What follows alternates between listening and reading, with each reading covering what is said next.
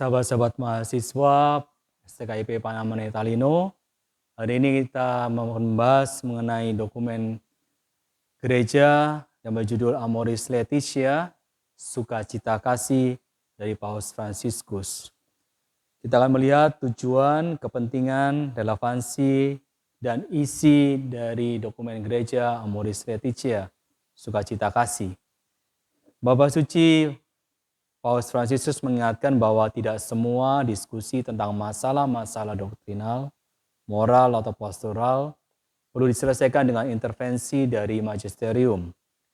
Dia menambahkan setiap negara atau wilayah dapat mencari solusi yang lebih tepat, lebih sesuai dengan budaya mereka, dan peka terhadap tradisi dan kebutuhan budaya lokalnya.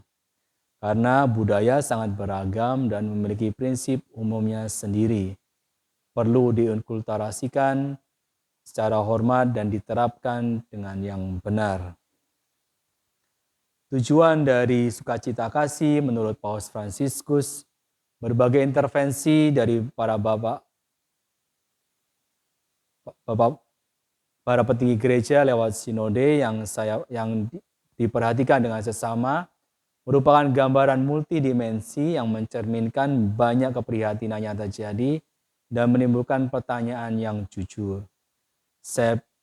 Paus Fransiskus berpikir pantas untuk mempersiapkan sebuah dokumen apostolik yang mengumpulkan kontribusi dari pertemuan-pertemuan sebelumnya tentang keluarga dengan menambahkan pertimbangan lain sebagai pertolongan untuk refleksi, dialog, dan praktek pastoral, dan sebagai bantuan dan dorongan kepada keluarga untuk memenuhi komitmen dan memikul tantangan hidup mereka sehari-hari.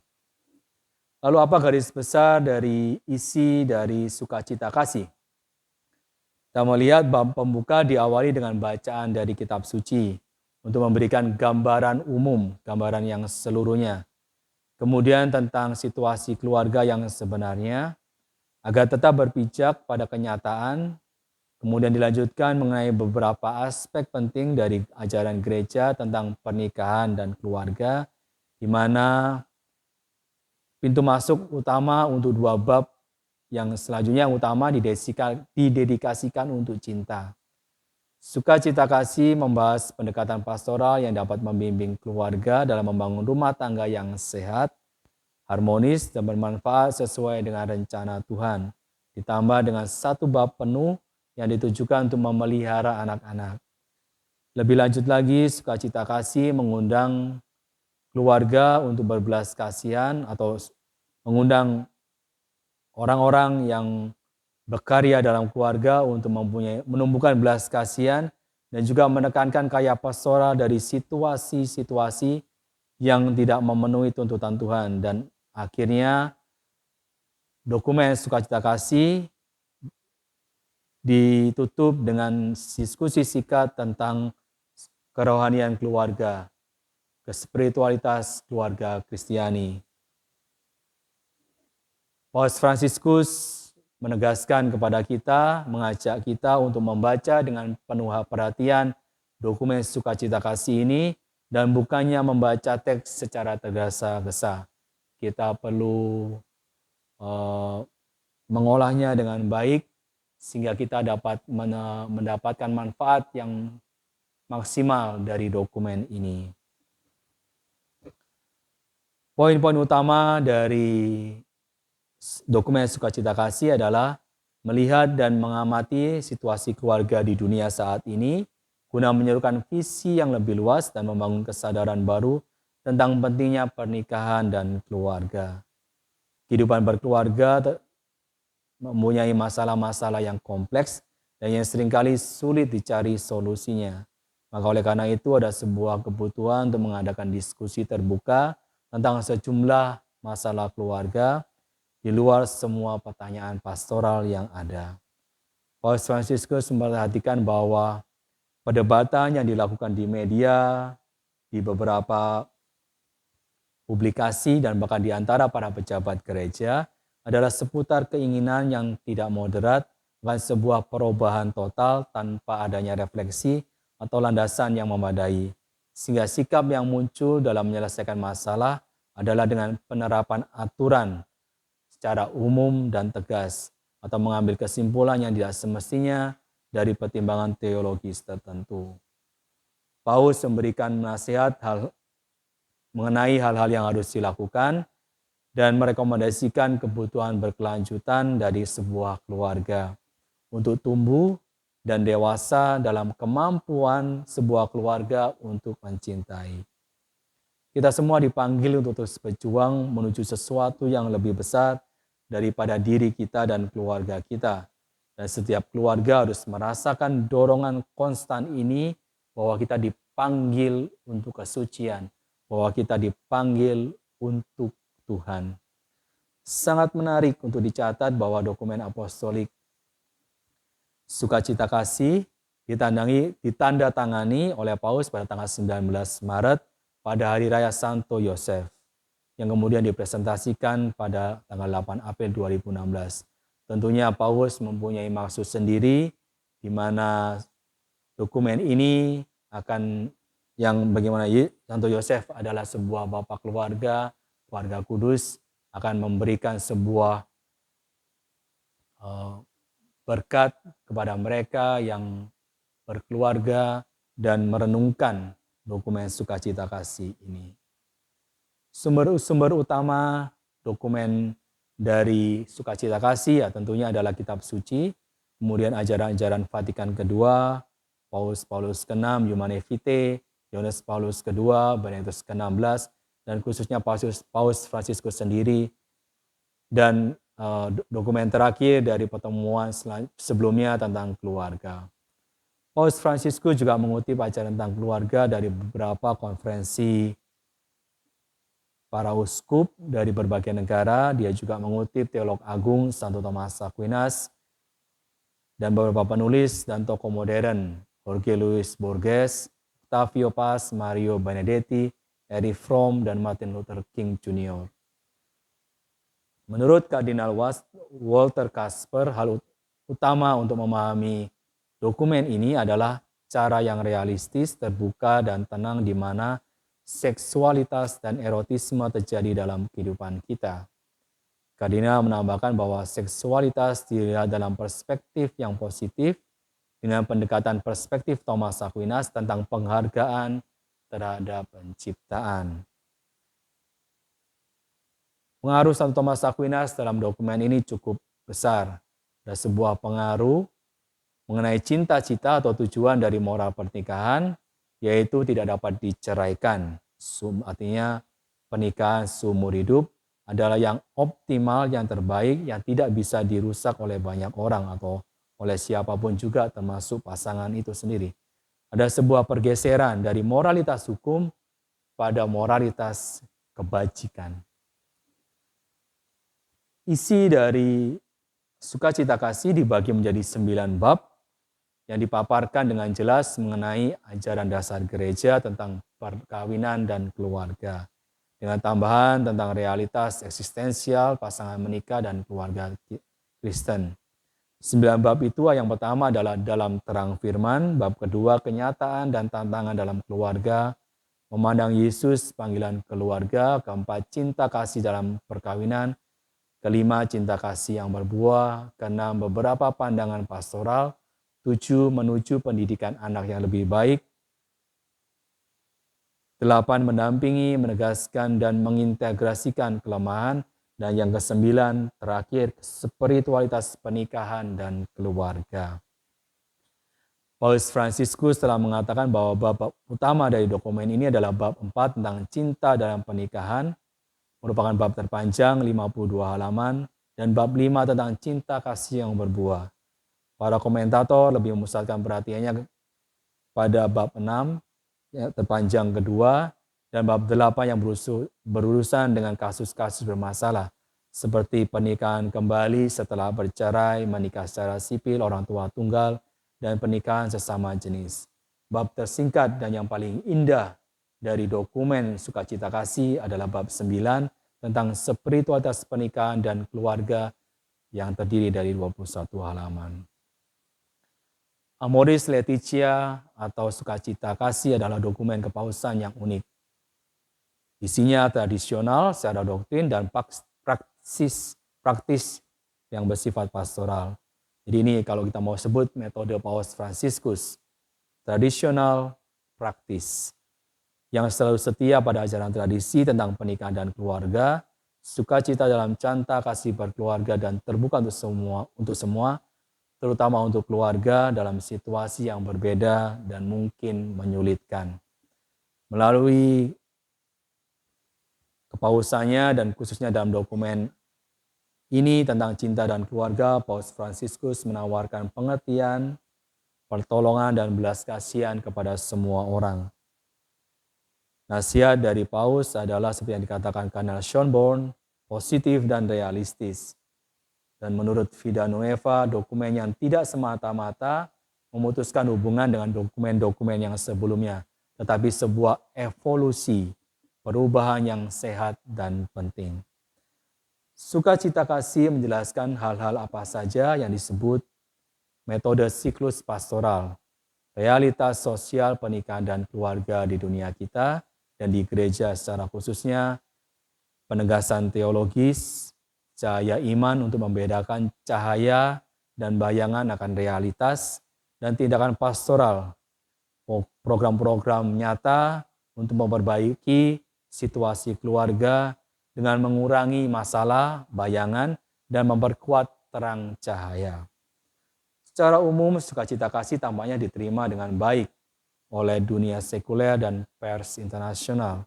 Seperti yang terjadi dalam pertemuan-pertemuan tentang keluarga pada dasarnya adalah seperti dalam politik, dalam kehidupan sosial di antara uskup dan teolog di gereja, ada dua kelompok komentator. Satu kelompok menerima sukacita kasih dan yang lain mengkritiknya dengan pedas. Beberapa tidak cukup terbuka dan yang lain terlalu terbuka dan sedikit membingungkan mengenai beberapa masalah yang ada. Lalu di manakah posisi kita? Pendekatan yang terbaik adalah dengan menyimpan dulu pendapat pribadi kita sampai kita membaca seluruh isi teks secara lengkap. Umat Katolik tentu saja tahu bahwa dokumen kepausan resmi merupakan pengajaran atau magisterium gereja dan karena itu harus memiliki persetujuan. Dokumen ini menyajikan ajaran tradisional gereja tentang pernikahan dan keluarga. Menurut Kardinal Antonio Canizares, sukacita kasih merangkum dengan setia tradisi umum gereja dan keluarga. Tradisi hidup ini mengajarkan dengan teguh bahwa perkawinan adalah realitas alami dan sakral, kudus. Bahwa itu heteroseksual, laki-laki dan perempuan, dan tidak dapat diceraikan.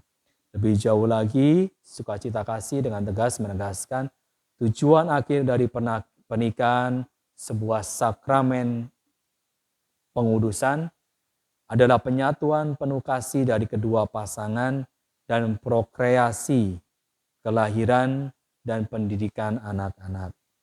Tindakan perkawinan adalah persatuan lewat hubungan suami istri dan prokreasi penciptaan kehidupan. Secara doktrinal dan praktis, perceraian adalah kejahatan dan meningkatnya jumlah perceraian sangat mengkhawatirkan. Karena itu Paus Fransiskus berkata tugas pastoral kita yang paling penting berhubungan dengan keluarga adalah untuk memperkuat kasih mereka, membantu menyembuhkan luka, dan bekerja untuk mencegah penyebaran drama perceraian di zaman kita. Paus Fransiskus menegaskan bahwa keluarga adalah dasar atau awal dari masyarakat, komunitas cinta kasih, dan kehidupan yang penuh kedamaian. Di keluarga saat ini terdapat banyak bayangan, masalah, dan tentunya juga terang cahaya iman. Seperti yang ditulis oleh Paus Fransiskus, kita harus bersyukur bahwa kebanyakan orang menghargai hubungan keluarga yang permanen dan ditandai oleh rasa saling menghormati. Kepada pasangan dan keluarga dalam situasi yang sulit dan berbeda, gereja menawarkan pendampingan penuh belas kasih.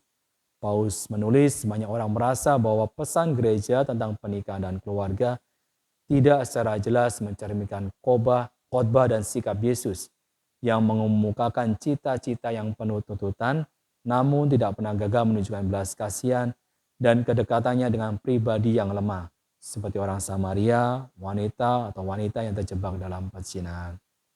Lebih lanjut, Paus Fransiskus menjelaskan orang-orang seperti itu perlu merasakan sebagai bukan anggota gereja yang dikucilkan, tetapi sebagai anggota yang hidup, dapat hidup dan tumbuh di gereja dan mengalami kehadiran gereja sebagai seorang ibu yang selalu membuka tangannya untuk menyambut mereka, yang merawat mereka dengan kasih sayang dan mendorong mereka di sepanjang jalan kehidupan dan sukacita Injil.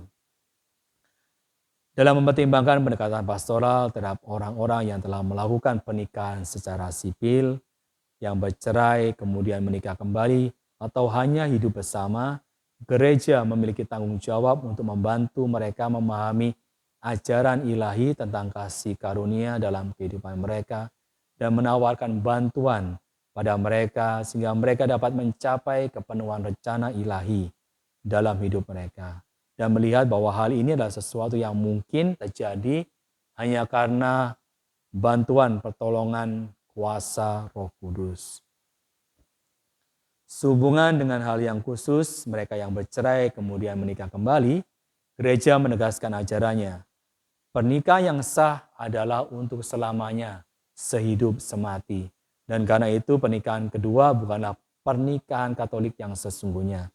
Namun ada berbagai situasi dan tanggung jawab yang berbeda. Disinilah seruan untuk hati nurani, penegasan, pendampingan, pelayanan pastoral yang merangkul sebanyak mungkin saudari-saudara kita yang mengalami hal ini. Ada kebutuhan khususnya tentang pembentukan hati nurani umat beriman. Kita telah dipanggil untuk membentuk hati nurani, bukan untuk menggantikannya. Paus Fransiskus menjelaskan bahwa memang benar bahwa aturan umum ditetapkan supaya tidak pernah dapat diabaikan atau dilaksanakan. Tetapi dalam perumusannya mereka tidak dapat menyediakan secara absolut untuk semua situasi yang tertentu. Pada saat sama harus berani mengatakan untuk alasan yang tepat, apa yang merupakan bagian dari tindakan praktis dalam keadaan tertentu tidak dapat dialihkan ke tingkat aturan. Apakah sukacita kasih memiliki semua jawaban tentang pernikahan dan keluarga saat ini? Jawaban Paus, kesatuan pengajaran dan praktik tentu diperlukan dalam gereja. Namun tidak semua diskusi, masalah doktrinal, moral, dan pastoral perlu diselesaikan dengan intervensi magisterium. Memang untuk beberapa pertanyaan konkret mengikuti ajaran tradisional, setiap negara atau wilayah dapat mencari solusi yang lebih sesuai dengan budayanya dan peka terhadap tradisi dan kebutuhan lokal.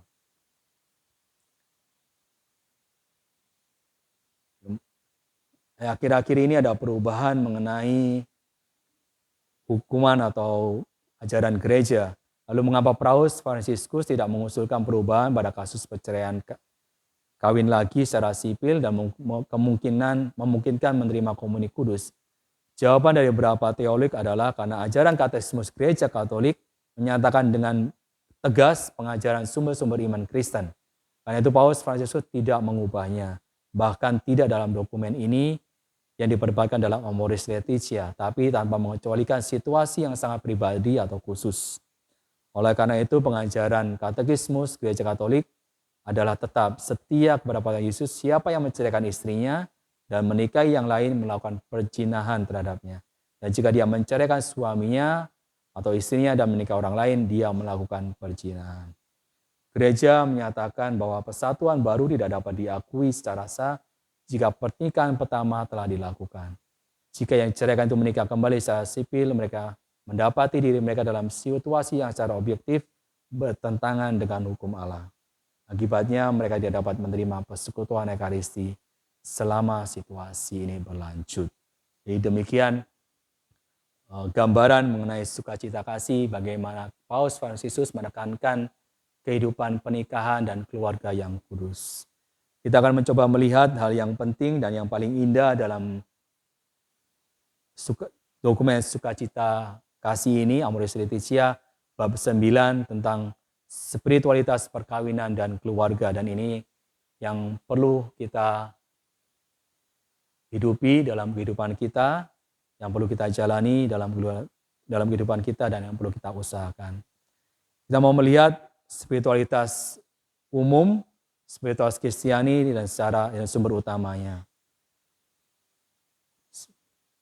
Spiritualitas dapat dipahami sebagai kerinduan alami yang kuat atau keinginan untuk mengembangkan diri transenden untuk menuju kepada Tuhan.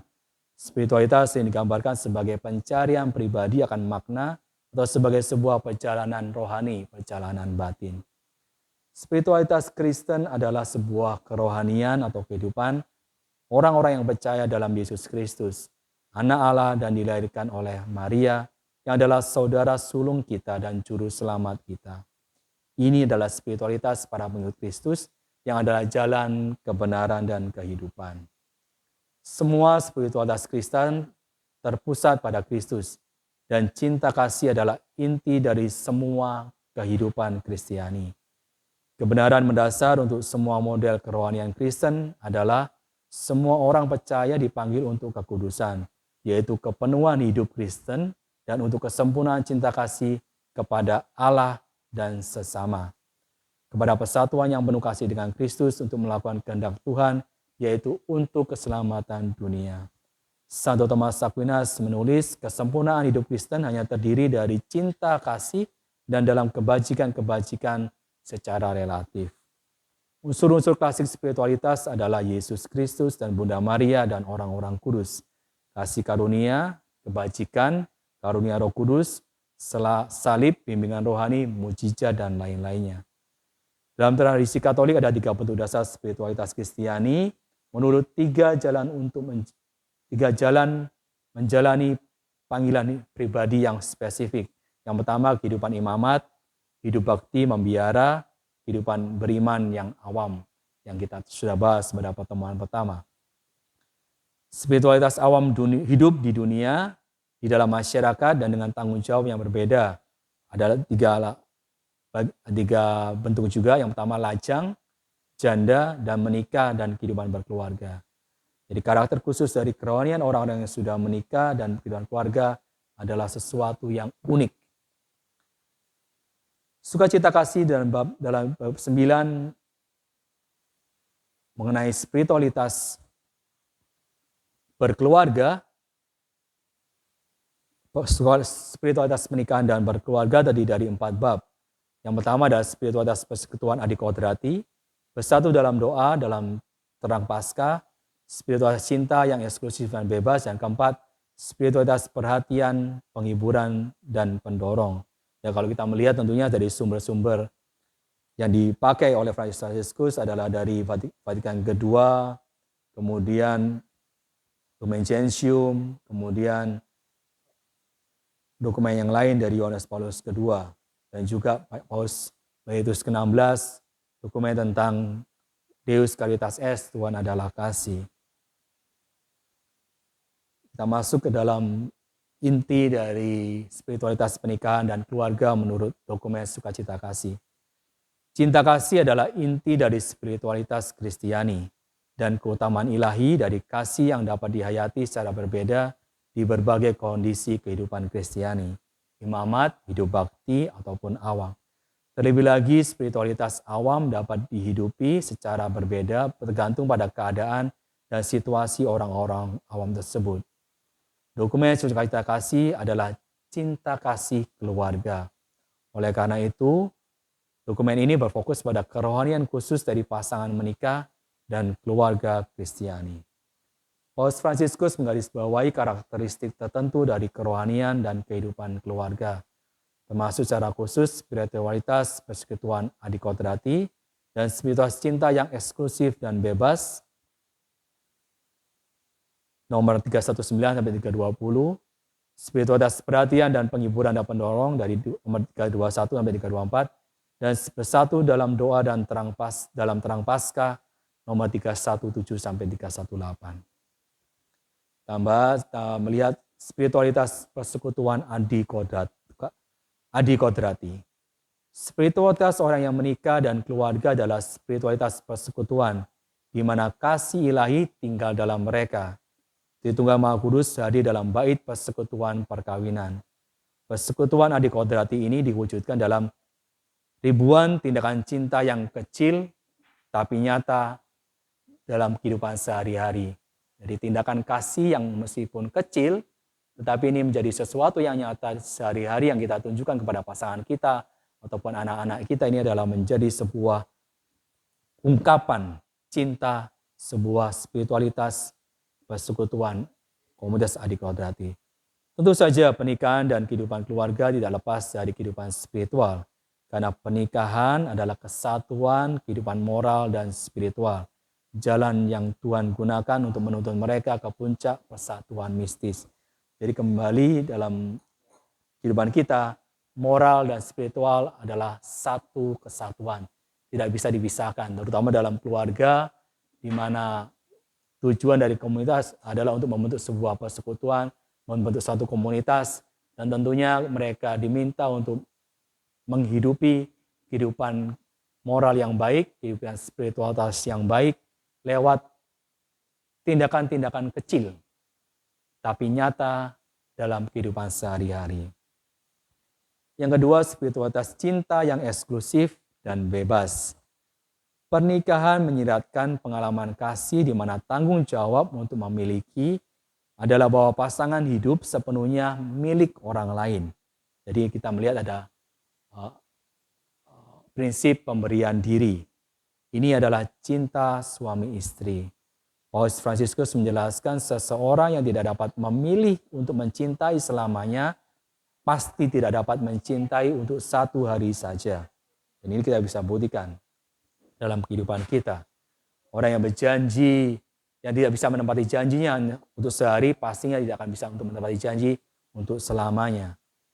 Ini tidak berarti bahwa pasangan itu saling memiliki satu sama lain, karena mereka tidak berhak.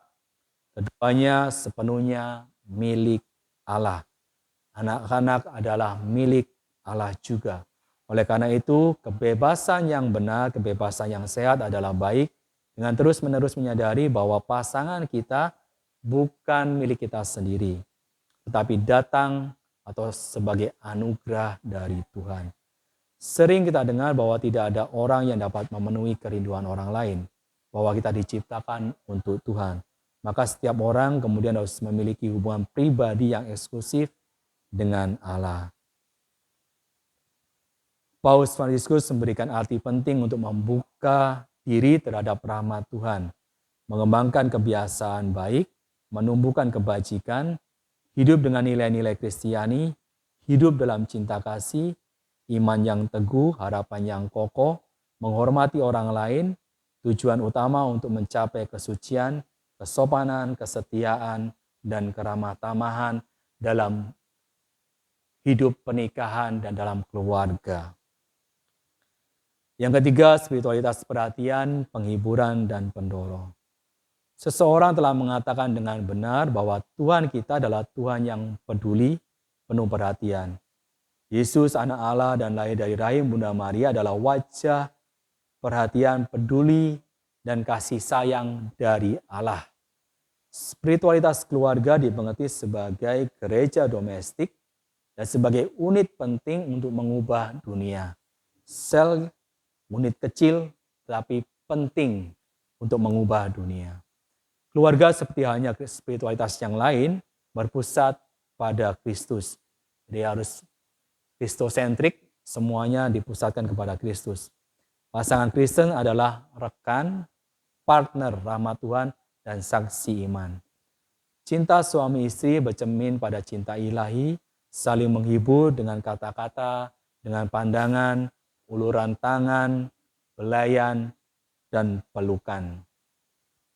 Pasangan Kristen yang saling mencintai, saling memperhatikan satu sama lain adalah saksi dalam memberi hidup dan merawat hidup. Paus Fransiskus menambahkan keluarga terus menjadi rumah sakit terdekat karena kesembuhan terjadi pertama-tama dalam keluarga. Dan kehidupan keluarga digembalakan oleh belas kasihan. Jadi yang pertama yang harus ditumbuhkan dalam kehidupan berkeluarga adalah belas kasihan.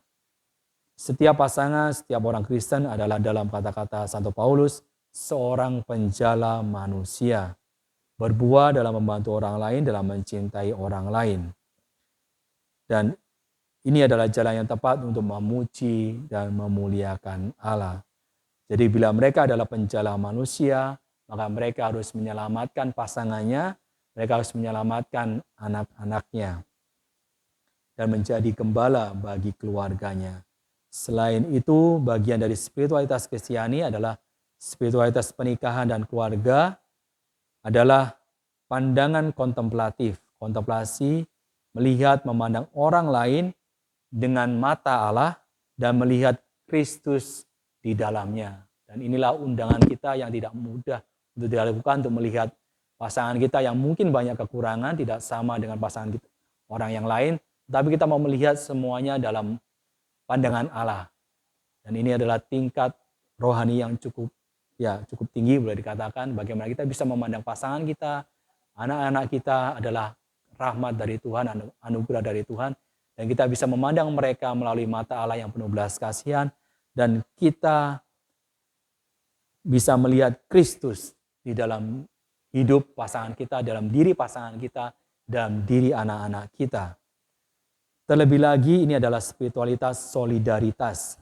Perhatian yang penuh kasih ditunjukkan terutama dalam kelembutan terhadap orang-orang yang membutuhkan dan tidak berdaya. Jadi kita harus solider, perhatian kepada saudara kita, atau pada pasangan kita atau anak-anak kita, khususnya mereka yang sangat membutuhkan. Salib adalah elemen penting dari semua bentuk spiritualitas Kristiani. Mengenai spiritualitas kehidupan perkawinan dan keluarga, Paus Fransiskus menegaskan momen penderitaan dan kesulitan yang dialami adalah sebuah persatuan dengan salib Tuhan. Dan kedekatan kita dengan salib Tuhan memungkinkan setiap pasangan untuk bersama-sama mengatasi segala kesulitan.